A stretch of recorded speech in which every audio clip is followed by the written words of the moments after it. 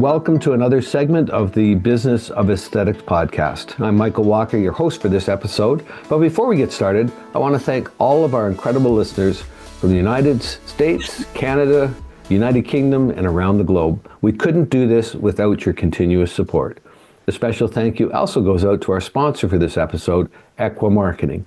With 20 years of experience, Equa Marketing is a leader in digital marketing services for aesthetic practices. As part of this podcast, they're offering our listeners a complimentary digital marketing consultation, which will include a tailor-made 12-month digital strategy for your practice. You'll be able to head over to businessofesthetics.org/MSM to book your consultation, but I'll share more about this opportunity later in the podcast, so don't worry about catching that address right now. I'll make sure I get it to you again. So without further delay, let's dive into our theme for today. And I love the opening word, revolutionizing aesthetic practice management, the Faces Consent app with Ben O'Brien. Ben, it is great to have you here all the way from the United Kingdom today. Thank you. Good to see you, Michael. Thank you for your time. Well, let me share a bit of your background with our listeners. Ben is the co-founder of Faces Consent, a leading aesthetics practice management app that is transforming the way practitioners handle bookings, consent forms, and stock purchases. With over 150,000 practitioners using the app, Faces Consent has quickly become an essential tool for aesthetic providers looking to streamline their business operations. Ben and his team recognized a growing need in the aesthetics industry for a seamless, all-in-one platform that simplifies patient management, documentation, and inventory sourcing. The result was Faces Consent, an app that integrates everything from automated booking and digital consent forms to a pharmacy marketplace that allows practitioners to source medical supplies with ease. In today's episode, we'll dive into how technology is shaping the aesthetics industry, why digital solutions like Faces Consent are crucial for modern practices, and how automation can save time, improve compliance, and drive business growth. Again, it's great to have you here, Ben, and I'm going to start out with a little bit of background on your journey. What inspired you to create Faces Consent, and how has that just grown into the platform it is today? Really good overview of what we do there, Michael, so I appreciate that. So my bit of background, myself and my co-founder, Ashley, we created a clinic. So our background was clinic. So my co-founder, Ashley, he's medically trained. He was trained as a nurse in the UK. So we could open up a clinic and then understand what the aesthetic industry was all about. So we had about 23 locations around the UK. Now we have about a handful. And what we really understood was when we were treating clients, that there was a lot. Every client had to have a consent form created. So off the back of the consent form, we were realizing there was a lot of paper and admin everywhere that kind of had to be reorganized at the end of the day. It kind of took a long time. So what we thought was, why don't we create a simple application that allowed our clients to fill out the consent form prior to their treatment or even on the day in person with us, and then we could store that information on a simple app.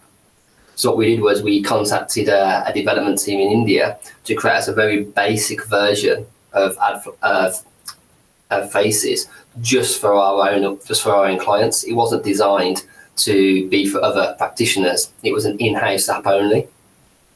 So then we just had a handful of consent forms listed on the app, and then we just used our own client base.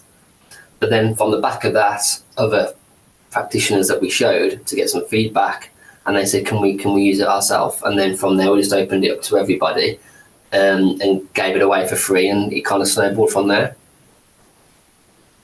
Wow, that's so. Over 150,000 practitioners now is what you're running with. Can you give us a couple of success stories from people that have been using it?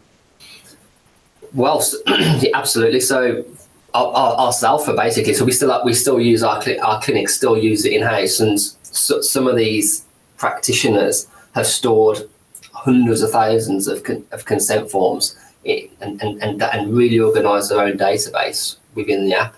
They store all their client information. They're able to create bookings, save all their client information, and you can create your own booking list within the platform and send a booking link to your client so you can get new bookings. So on our marketplace, we are obviously we're generating these clients more business. So what you can do is you can start as a practitioner, be on a training course 1 week with no clients, join Faces, and then within a couple of weeks, we're sending you clients to fulfill your diary, which is been working really well for a lot of the practitioners.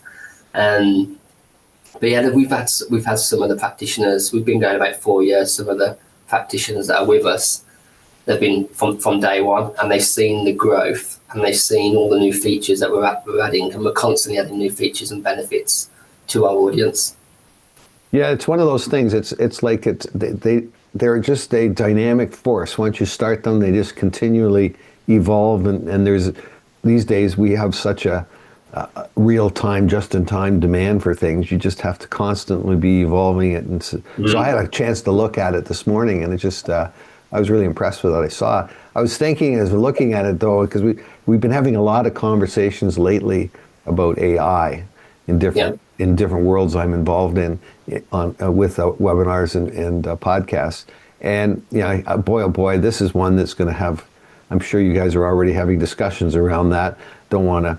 But I can see it being, one of the big benefits of something that you can standardize materials. When you have multiple offices or multiple people involved in a process, that's usually where the breakdown happens, when somebody goes rogue on you and disrupts the integrity, perhaps, or the structural flow of the organization. So see that so many times in my work as a consultant, where we have multiple offices, and you got one of the offices just taking a lifeboat and leaving the mothership, and it creates all this problem. And these kind of apps just protect the integrity of the brand, protect the intent and the flow of the processes. So have you had any experience with that, like how people have found that with their you say you use it for multiple sites, but just the number of people being involved in an industry, or even in one simple practice, where it's been beneficial for them? Yeah, so we started using a lot of AI within the app at the moment. So what clinics can do is, which they've really found it easy to understand and grow their business, when the consent form has been completed by their client, a review box pops up. So once the client's had the treatment, rather than leaving a lengthy review manually, because we know what the treatment's been had by the client, the AI bot will automatically generate the review off the back of what the consent form was, and then the client can just manually quickly read over it and go, yeah, I agree with that review. That's a kind of fair representation of what the experience was on my side. So I submit that. So you could have this really cool in-depth review generated by AI, but it saves the client having to fill it out and write it out, because what we realized was that clients, even though they had a great experience, they didn't want to write the review. They just hadn't had time. And then when you send a review link of, can you leave a review? Oh, I'd love to, but press delete. So we get the AI bot to do it for them, and you just got to confirm it. From doing that, over 12 months, we gathered 500,000 reviews for our clients. Wow, you're solving two huge problems. One is that, it's not that people don't want to leave reviews; they don't know how to start it, they don't know how to write it, and you just solved the problem. I mean, I've been doing that for years. When client task a review, here's 3 ideas I have that might be helpful if you'd like to write a review, and they say thanks, and they pick one. Now you've just taken it and made it even more personal, because it's customized to whatever they've experienced in the particular practice. But the other side of that is that there's a theory when I went to hotel school, we called it the 3 and 13 theory, that for every great restaurant you find, when you find one of those super special, you only tell 3 people, because you don't want everybody going and you lose your table. That's changed a bit with the internet. But the 13 is, well, if you have a problem, you'll tell 13 people. And so it's just this beauty. So the 3 is just part of human nature. You're just solving the 3. That's awesome. Well done, Ben. I love that. Obviously the app integrates, we said booking and consent forms and a pharmacy marketplace. Can you walk us through how these features work together to streamline an aesthetic practice? Absolutely. So what we did was we created Faces just started off as consent forms. We created an MVP, we launched consent forms only, and we gathered feedback from the users. In the early days, I would speak to every single user. I would make sure that they were well onboarded and they understood the app perfectly. So from that, I've built up a strong relationship with every single practitioner. When they sent me feedback, I would just say to the tech team, can you implement this feedback as soon as possible? So in the early days, everybody who had an idea, we just built it. That kind of made every practitioner happy because we listened to them. Then they gone and told their friend that, why don't you use Ben's app? You'll just build anything you want. So, but from there, obviously we couldn't do that long term. So we had this kind of strategy. We wanted this ecosystem where you could create your consent forms. So first of all, you get a booking for your booking link. Then a consent form would automatically be sent to your client to complete.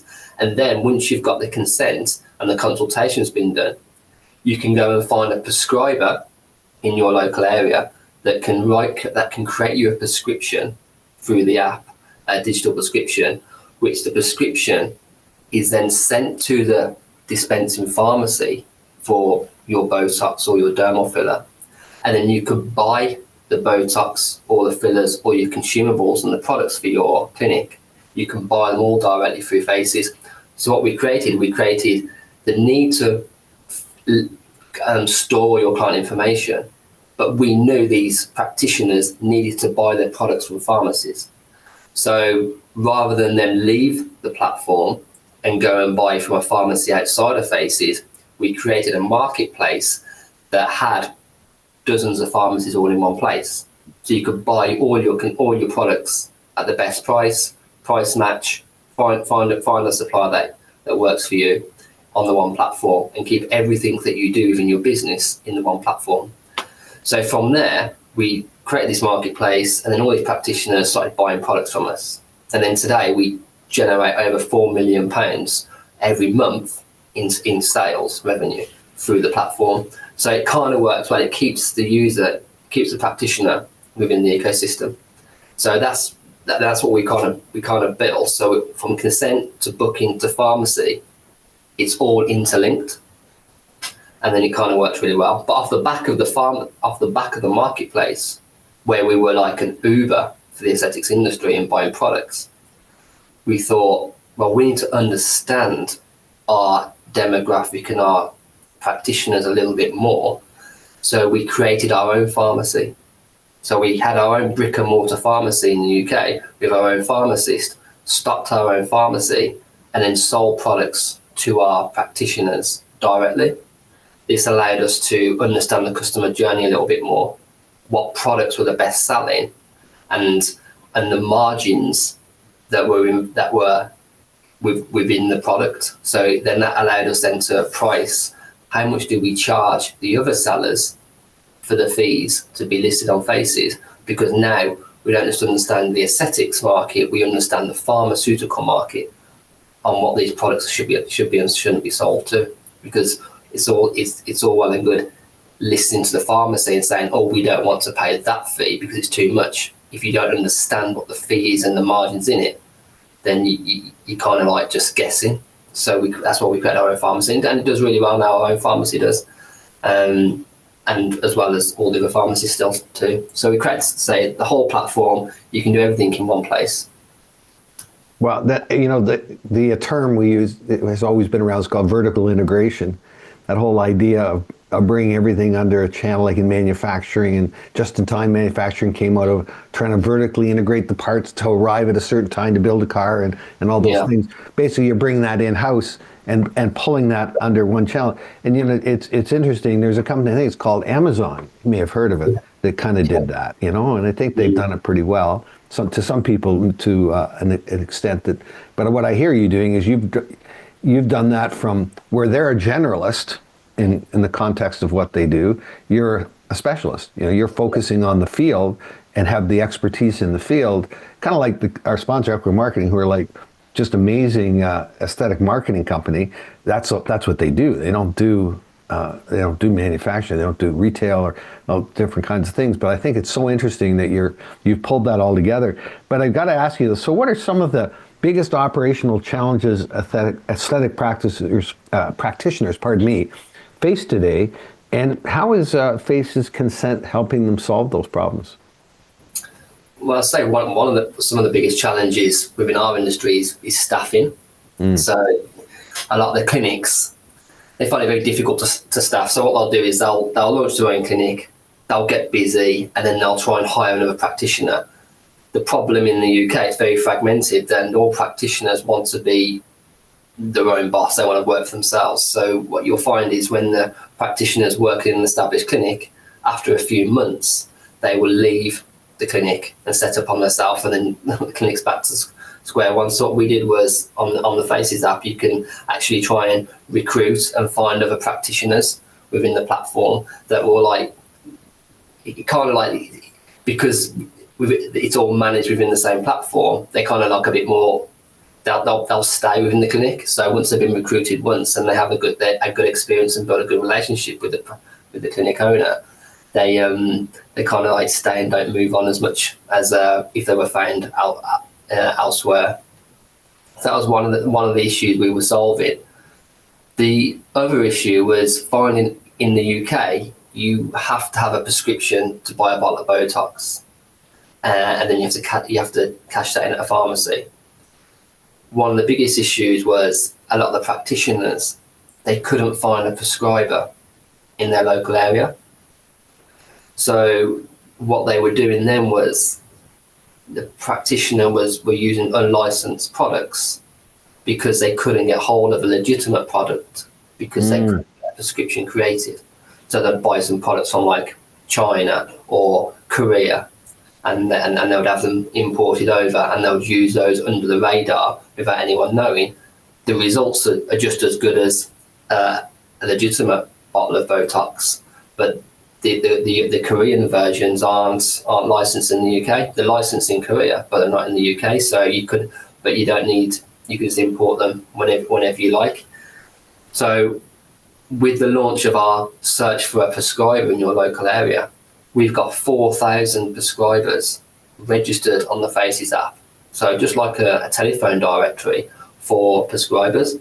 So a practitioner who has previously struggled to find a prescriber in the local area, they can go onto the Faces search, find a prescriber in the local area, connect with them, just like a Facebook friend request, send them a message and say, "Hi Michael, are you available to come into my clinic next week? I've got 5 clients." "Oh yeah, mate." And then I will say, "Oh yes, I'm only down the road. No problem, I'll come to your clinic and write those prescriptions for you." Fantastic. So what we were doing was connecting the prescriber and the non-medic together, where previously they had no way of doing that apart from writing a post on Facebook, prescriber wanted in X town or city, but that was just too sporadic. So we kind of like really doubled down and made this environment where the practitioner and the prescriber could meet and link safely and then write prescriptions, and then that can all be monitored by the pharmacy as well. So that was a massive help to our audience in the UK. I know it works a little slightly differently in the US and Canada, but in the UK, that's why we generate over 1,000 orders a day now, because we managed to connect those two, the practitioner and the prescriber together. Interesting. Yeah, I can totally see again, just, it's aligning with, well, we would call, preferred partners or strategic alliances, and yeah, absolutely. Have you, we didn't talk about this before we got started today, but I want to bring that up. I mean, clearly you're a UK-based app. That's funny to say. You're actually not a UK-based app. You're a worldwide app because anyone can get it. But your core foundation has been built out of the UK, and our audience is international, but fairly heavily North American. What is that? Somebody sitting here on this right now thinking, "Hey, this is I want to get involved in this." I think this. How is this going to be different for their experience? Be different from a North American experience, I guess, from a UK experience. That's probably the easiest way to put it. Absolutely. So, like you say, anyone can download the app. It's totally free to use. That's why we kind of grew so quickly compared to our competitors. They will charge. Now in the States and probably in Canada, they charge for this kind of service. They pay for it, a couple $100 a month. Where we wanted to do a land grab of all the users, all the practitioners, so we gave it away totally for free. But the experience would be very similar if someone from Canada or US used the app. It's just the kind of the dollar sign would be a pound sign.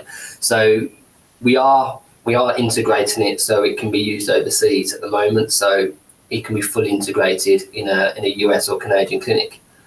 The only thing you couldn't use at the moment is this marketplace shop.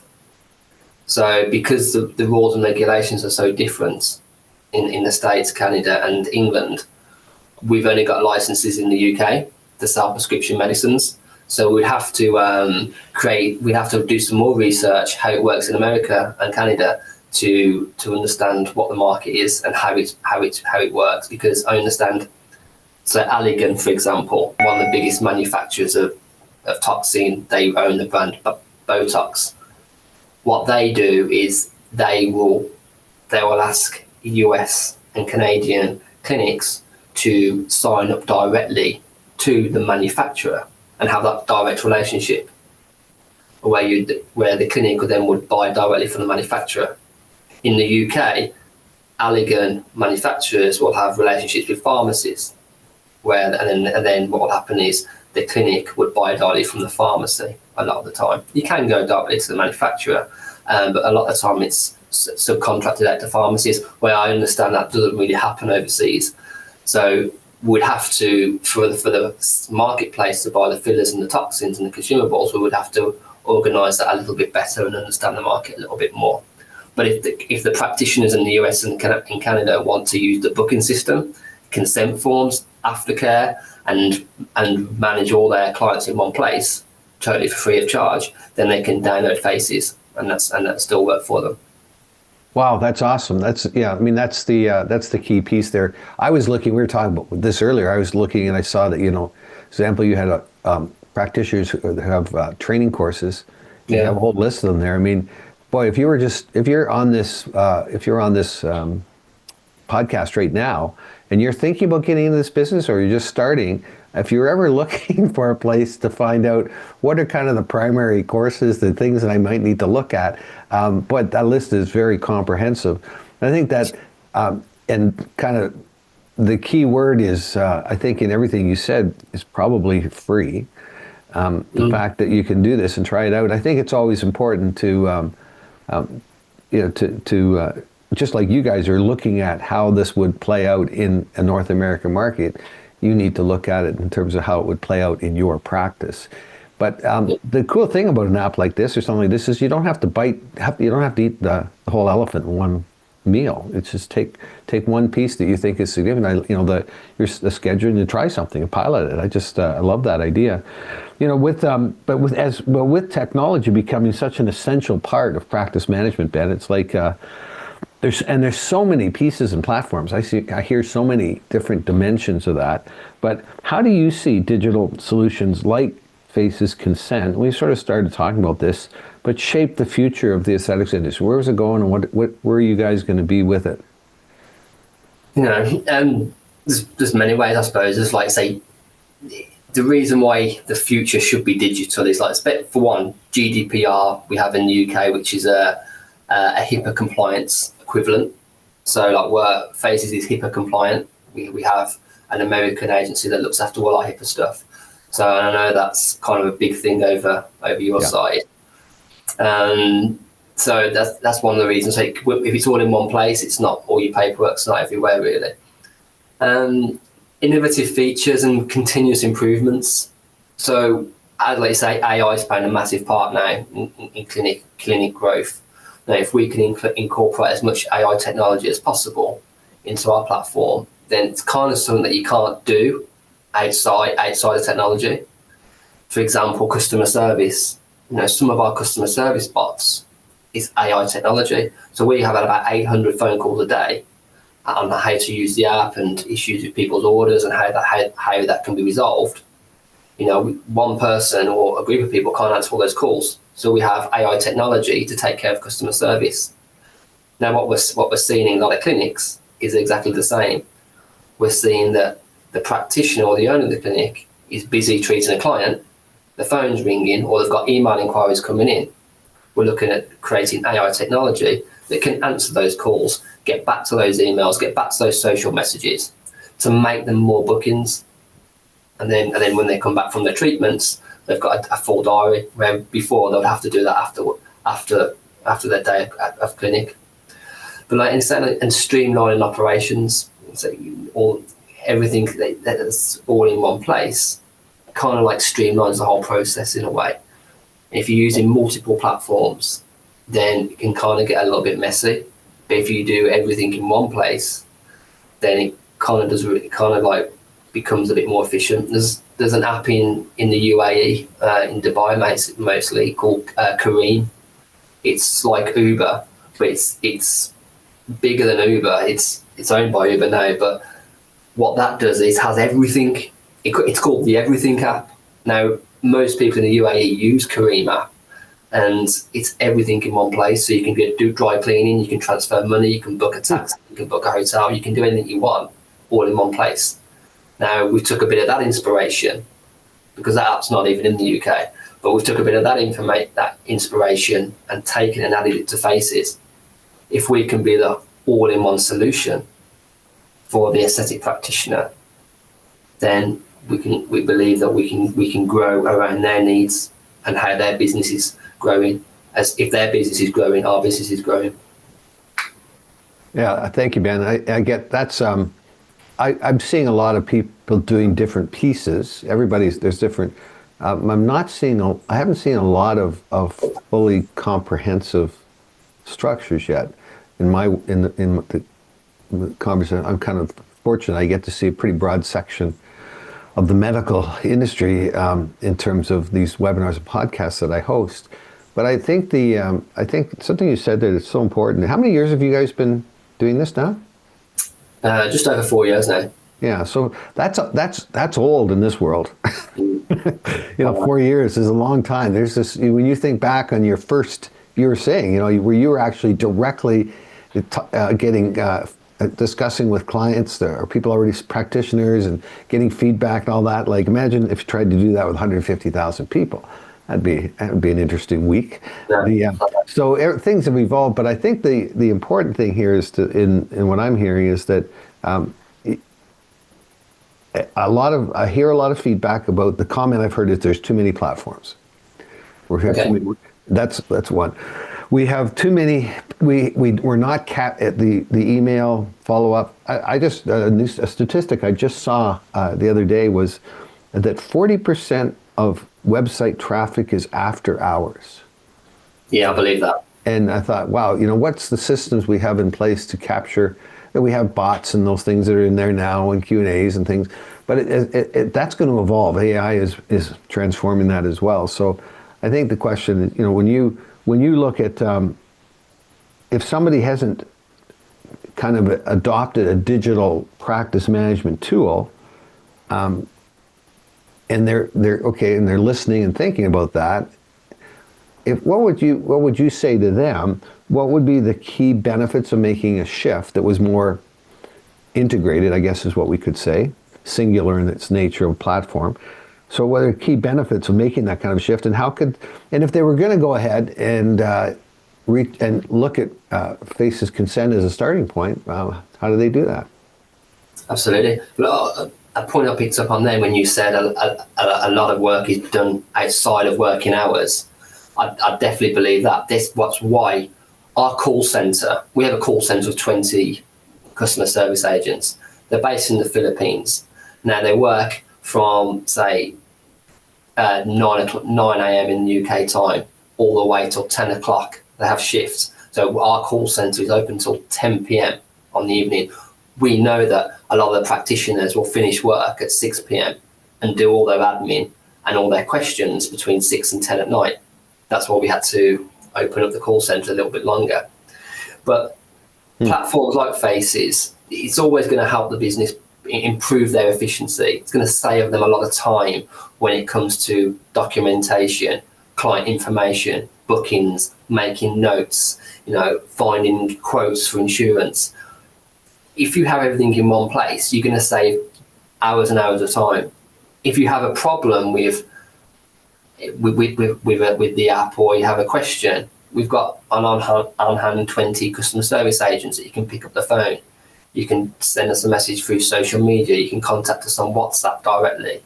There's many ways that we integrate and speak to our customer along the journey. So we make it as easy as possible for them to use the software, so their business is well oiled and well run.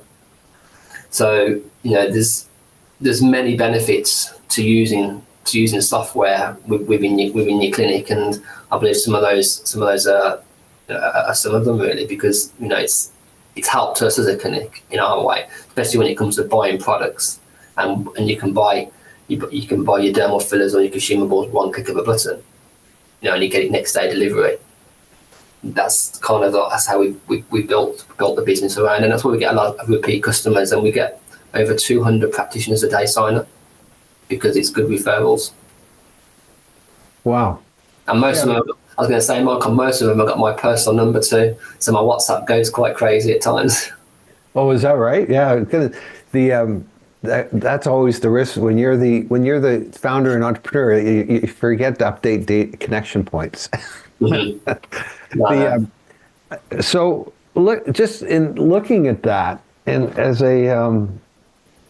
if I was an aesthetics practice, and we have our audience is very much, we have, as I mentioned before, we have people who are just starting in the business, maybe looking at it, some that have been in for a bit, others that might be expanding or growing, either growing one practice or growing multiple sites. But the one thing that I've seen a lot of is that, and is this conversation about lifestyle medicine, and this whole idea of, I think it's important to recognize that you as an aesthetic professional have a passion for the art of aesthetics. But we all have to learn how to right size our time investment and our financial investment into the journey. And it just seems to me that there's just so many demands on our time and so many demands on our money in so many different ways. It just makes sense that we consider how to streamline that to what you're saying, Ben. And I think it's, and when we talk about lifestyle, we're not just talking about we're talking about what I would call prosperity, or which is really financial, relational, spiritual, physical, and emotional in its fullness. How do we, and this is what these kind of platforms that Ben's talking about in specific Faces Consent, their mandate is to try and give you the ability to prioritize the things you want to have happen in your life in all those realms of prosperity, and not get overwhelmed by it. The other conversations we're having a lot on lately is burnout. People being already in the business, and there's too much, and I can't handle this, and I can't go home at night and feel good about how I handle myself or other people, and we're hearing all that too. So again, some of these applications, and kind of as we move toward the end of our time, Ben, just as you look at the industry moving forward, if you were talking to an aesthetic professional just starting out, or somebody who's in that place that they might be a little overwhelmed, what would you say to them as a professional, and how you might suggest that Faces Consent can be part of their journey? Well, I'll definitely say by not trying to grow too big too soon, because that's what we did, and we failed. We were doing 23 locations across the UK at one point, running around. We ended up burning out two cars. Two cars physically blew up on the motorway. My co-founder Ashley ended up in hospital because with severe burnout. So we had to draw it back just to a couple of clinics.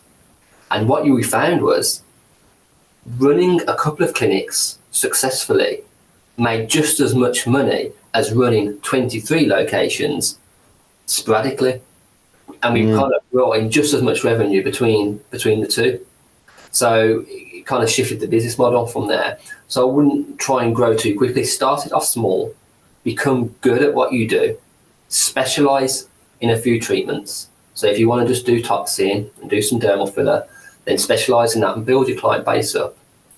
and really research into what you want to be. Where do you want to specialize? Where do you want to sit within this industry?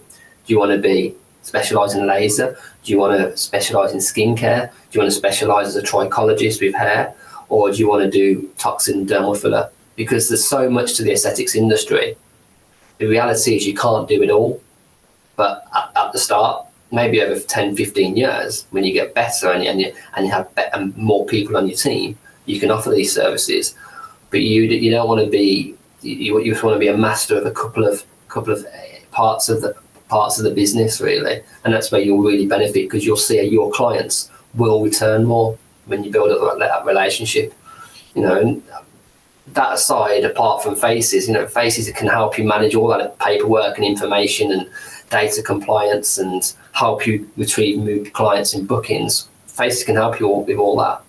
But when you're starting off as a clinic, I'd say I'll just start it off small and grow it slowly, and with yourself, and over the next couple of years, just get yourself out there, really, and keep growing your business and getting your brand and your own name out there, and do partnerships and collabs and ask influencers to come in and do some photos and treatments with you. That really worked for us in the early days. We had a lot of people from Instagram come in, and in exchange for posts, we gave them free treatment. Then their followers would come in and book in with us. Kind of really works really well. Thank you, Ben, and thank you for bringing real-time experience to the table on that. The something we talk a lot about in veterinary medicine, in dental practices, other surgical practices, is mentorship, and the importance of and more than not just the mentorship in terms of the skill sets, but the life sets, like just what we're talking about, not getting that burnout. Is that something that you've experienced for yourself, or you see as important in the aesthetics industry? I haven't experienced it myself yet, unless I've gone past it and I'm already burnt out. I tend to just turn up every day and do as much as I can every day. But I've got a supportive team. I've got a supportive partner as well, so she understands what I do and how I operate. But yeah, burnout does happen to a lot of people, especially I'm hearing more and more of it. But I think as soon as you kind of experience, or if life becomes a bit of a blur, maybe you need to take a step back, have a couple of weeks off, go on holiday, and then regroup. Or you might be taking on too much. That can be the biggest thing as well. Let's say just focus on one thing and try and move that needle slightly every day, because where you are today will be at a different place in a year's time.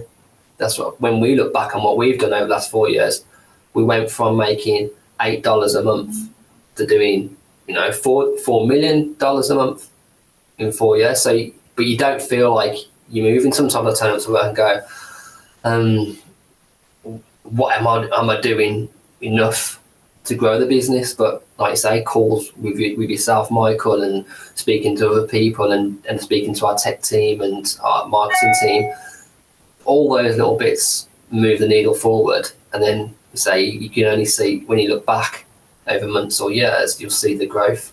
So I think it's about not taking too much on, really, and that will help with your burnout if you think you can be prone to it. And try not to get too stressed about it. And I've always said to people, don't do what you're passionate about, do what you're good at. Because you might be passionate about good food and cooking, but it doesn't mean you should go and open a restaurant. Just go to a restaurant and enjoy good food. A lot of people, like I say, they leave corporate jobs to open a restaurant. It doesn't work because they thought they were passionate about food. But if you're really good at something, you kind of enjoy it more. And we've noticed practitioners that are really good at the job, their clients will return. They enjoy it more just because they've got, they say, a love for beauty and looking good. Doesn't mean you're going to be a good practitioner. Right. But yeah. if you're kind of hands-on and you're quite creative, the aesthetics industry could be for you. You could be really good at it and you don't even know you're good at it. Wow, that is great. Great advice, Ben. Thank you.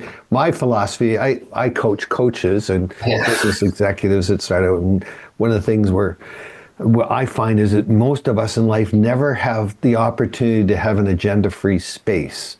which is what coaching really offers you if it's done well. It's not about teaching, it's not about telling, it's about moving the lights differently to see something different that you get to make different choices about.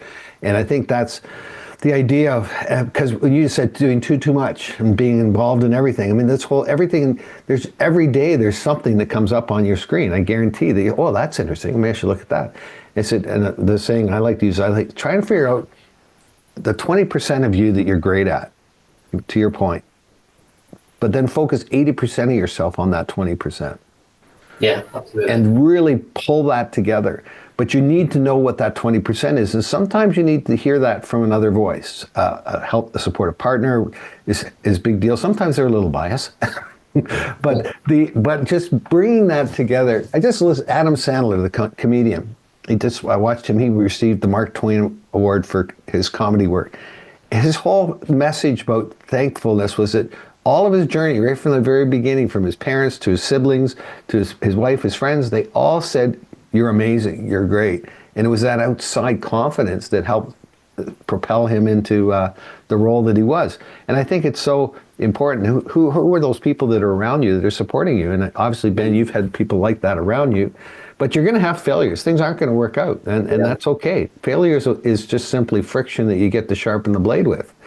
And I really, I just want to thank you for your time today. What's the best way? Like, I know the website maybe is where you want to send people. Well, how would you like people to reach out to either connect to you directly or to look at Faces Consent?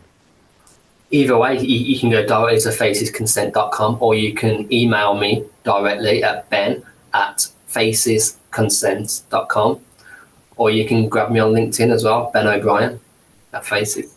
Yeah, and I was just on your LinkedIn page, so you can find Ben there.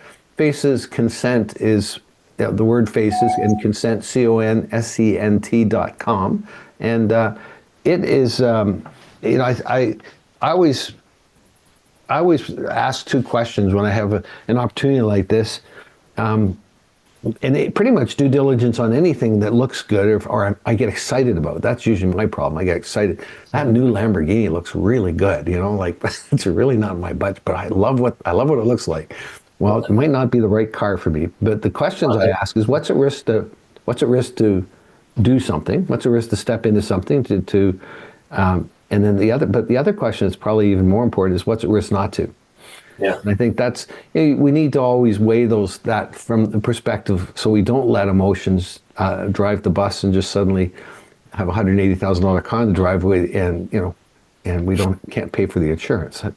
So our time is coming to an end, and thank you, so much, Ben, for joining us today and sharing your expertise on revolutionizing aesthetic practice management. And specifically, we're talking about today, your experience with the Faces Consent app and your business and life experience. Thank you so much for that.